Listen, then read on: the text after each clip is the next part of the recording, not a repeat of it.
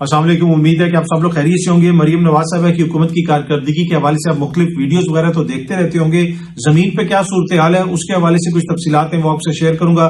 Justice Babar Sattar साहब ने आज एक बहुत बड़ा हुक्मनामा जारी किया है जिसकी वजह से एतजाज एहसन जो अदालत में मौजूद थे उन्होंने भी कुछ बातें की।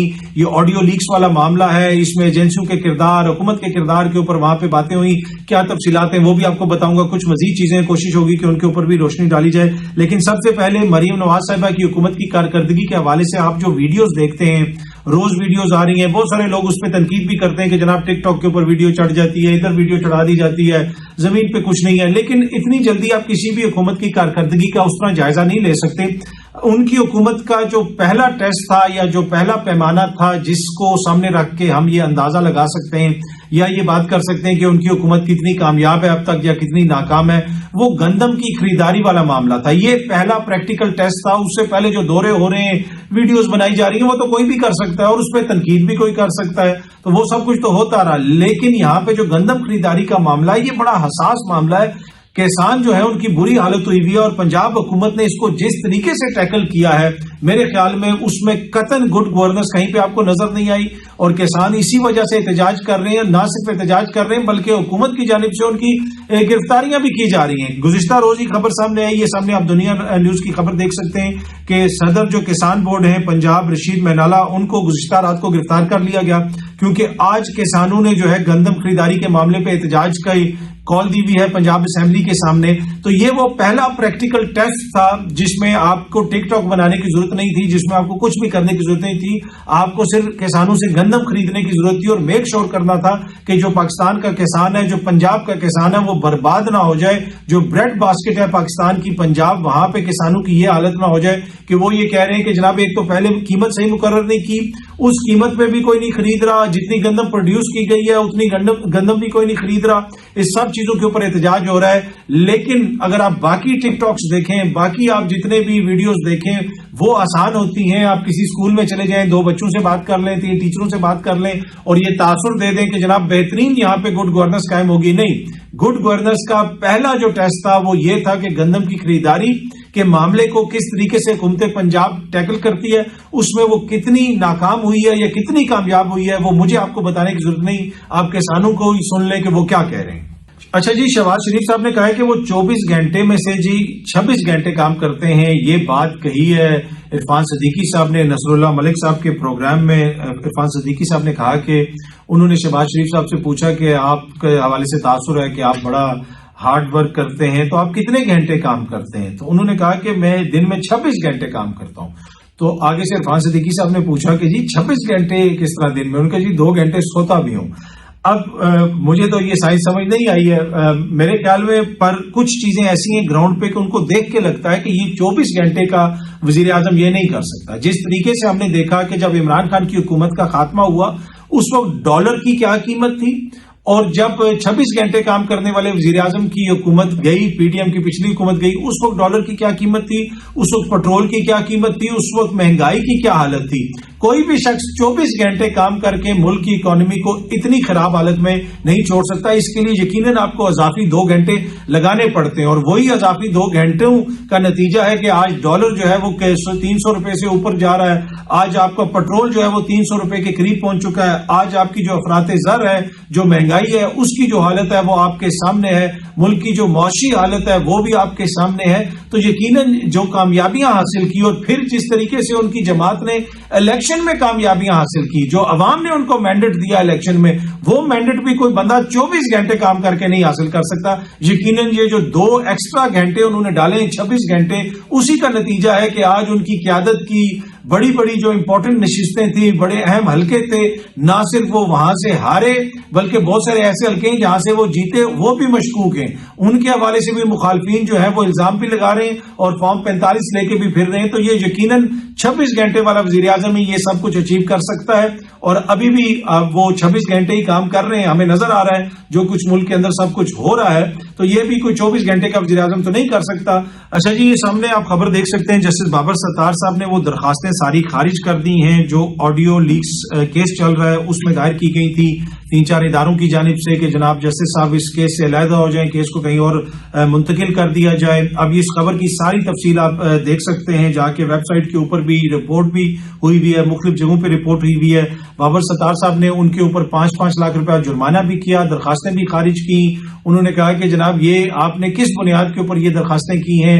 FIA کی جانب سے کہا گیا کہ جناب یہ اس کو ادھر موو کر دیا جائے، ادھر موو کر دیا جائے، یا آپ یہ کیس نہ سنیں۔ انہوں نے یہ بھی پوچھا وہاں پہ کہ جی FIA کا کیا تعلق ہے، کیونکہ ذکر ہوا وہاں پہ کہ جو خفیہ ایجنسیوں کے حوالے سے آپ لوگوں نے خط لکھا، 6 جج صاحبان نے خط لکھا، اس سے یہ تاثر ملتا ہے کہ مفادات کا ٹکراؤ ہے، تو لہٰذا ان کو علیحدہ ہو جانا چاہیے یا اس جج کو یہ کیس سننا چاہیے جس نے اس خط کے اوپر دستخط نہیں کیے۔ تو جسٹس بابر ستار صاحب نے وہاں پہ یہ بھی پوچھا کہ جی FIA کا کیا تعلق ہے ISI سے؟ کیا FIA لوگوں کے گھروں میں کیمرے لگاتی ہے؟ ان کا کوئی تعلق ہے اس چیز سے؟ کیا خفیہ ایجنسیاں یا حکومتی کسی بھی محکمے کے ساتھ اگر کی جانب سے کوئی مداخلت کی جائے تو آگے سے اگر جج توہین عدالت کی کارروائی کرے تو کیا وہ مفادات کا ٹکراؤ ہوگا؟ یہ وہ ساری باتیں وہاں پہ ذکر ہوتا رہا۔ انہوں نے بڑا سخت حکم نامہ لکھا ادھر، اور انہوں نے کہا کہ جناب یہ ساری درخواستیں ہم خارج کر رہے ہیں۔ ذاتی حیثیت میں کچھ افسران کو طلب بھی کر لیا۔ اس حکم نامے کے بعد اعتزاز احسن صاحب جو وہاں پہ موجود تھے انہوں نے کہا کہ میرا قد 20 فٹ بڑھ گیا ہے۔ جہانگیر جدون صاحب نے جو ماضی میں ایڈوکیٹ جنرل اسلام آباد بھی رہے ہیں، انہوں نے بھی وہاں پہ آ کے روسٹروں پہ بات کی اور انہوں نے کہا کہ میرا آلدو اس کیس سے تعلق نہیں ہے، لیکن یہ جو جرمانہ ہے یہ ان افسران کو ذاتی حیثیت میں کیا جائے جن لوگوں نے یہ درخواستیں دائر کی ہیں۔ اس میں جو عوام کا پیسہ ہے، ٹیکس پیئر سے پیسہ نہ لیا جائے، ان کو ذاتی حیثیت میں جرمانہ کیا جائے۔ تو جسٹس بابر ستار صاحب نے بڑی سخت وہاں پہ باتیں بھی کی، بڑا سخت حکم نامہ دیا اور میرے خیال میں ایک واضح پیغام دے دیا کہ عدالتوں کے اندر جو حکومت مداخلت کرنے کی کوشش کرتی ہے، حکومتی ادارے مداخلت کرنے کی کوشش کرتے ہیں اور جو مبینہ الزامات لگتے ہیں مختلف اداروں کے حوالے سے، اب ان کے اوپر عدالت کی جانب سے سخت موقف لیا جائے گا۔ اور خصوصاً جب سے یہ کہ جو معاملہ سامنے آیا ہے خط والا، اس کے بعد سے ہم نے دیکھا کہ اب ہائی کورٹ نے گزشتہ روز بھی ایک اعلامیہ جاری کیا جس میں جسٹس بابر ستار صاحب کے خلاف جس قسم کی مہم چلائی گئی، گھٹیا مہم چلائی گئی سوشل میڈیا کے اوپر، جس میں مختلف لوگوں نے اپنا حصہ ڈالا، ان کے کردار کے اوپر انگلیاں اٹھانے کی کوشش کی گئی، اس سے بالکل واضح ہے کہ حکومت اتنی کوئی خوش نہیں ہے جسٹس بابر ستار صاحب سے۔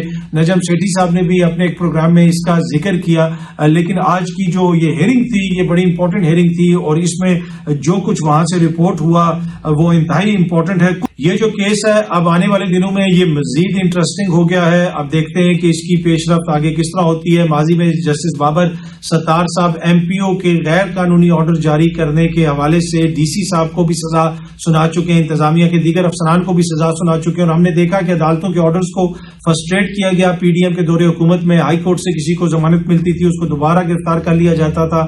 اب اس کے اوپر ایک طرح سے عدالت کے اندر سے ہی رد عمل آ رہا ہے اور عدالت کی جانب سے کہا جا رہا ہے کہ ایسا جو ہے وہ مناسب نہیں ہے۔ جسٹس منصور علی شاہ صاحب نے بھی اس دن آسما جہانگیر کانفرنس کے اندر خطاب کرتے ہوئے اس حوالے سے باتیں کی کہ جناب تمام محکموں کو، تمام اداروں کو آئین اور قانون کے تابع ہونا پڑے گا۔ آئین اور قانون مضبوط ہوگا تو ملک بھی مضبوط ہوگا اور تمام ادارے بھی مضبوط ہوں گے۔ گھر میں ایک بڑی امپورٹنٹ سٹوری میں نے آپ سے شیئر کرنی ہے، وہ آپ کو بتاؤں گا، لیکن سب سے پہلے یہ آپ تصویر دیکھ لیں۔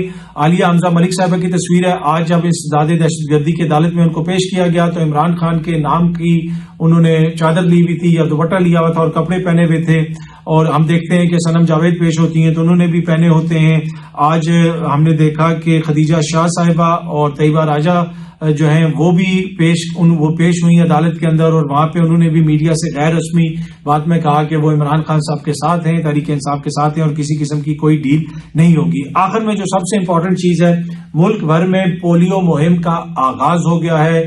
کم عمر بچوں کو پولیو کے قطرے پلانے کے لیے ٹیمیں ملک بھر کے مختلف علاقوں میں جائیں گی، آپ کے گھر پہ بھی آئیں گی۔ آپ نے میک شور کرنا ہے کہ آپ نے اپنے بچوں کو بھی پولیو کے قطرے پلانے ہیں، آپ کے محلے میں جتنے لوگ ہیں ان کو بھی میک شور کرنا ہے کہ وہ بھی اپنے بچوں کو پلائیں۔ اگر کوئی بندہ کنونس نہیں ہے تو اس کو کسی میڈیکل ڈاکٹر سے بھی ملوائیں، اس کو کنونس بھی کریں، کیونکہ یہ آپ کے بچوں کا مستقبل ہے، یہ ہمارے بچوں کا مستقبل ہے، یہ پاکستان کے بچوں کا مستقبل ہے۔ تو ہم نے میک شور کرنا ہے کہ یہ جو پولیو کی بیماری ہے اس سے ہم نے پاکستان کو ہمیشہ کے لیے پاک کرنا ہے، اور پاک سرزمین میں یہ جو پولیو کا نام و نشان ہم نے ختم کر دینا ہے، اور اس میں ہم سب نے اپنا کردار ادا کرنا ہے۔ اور کیسے ادا کر سکتے ہیں؟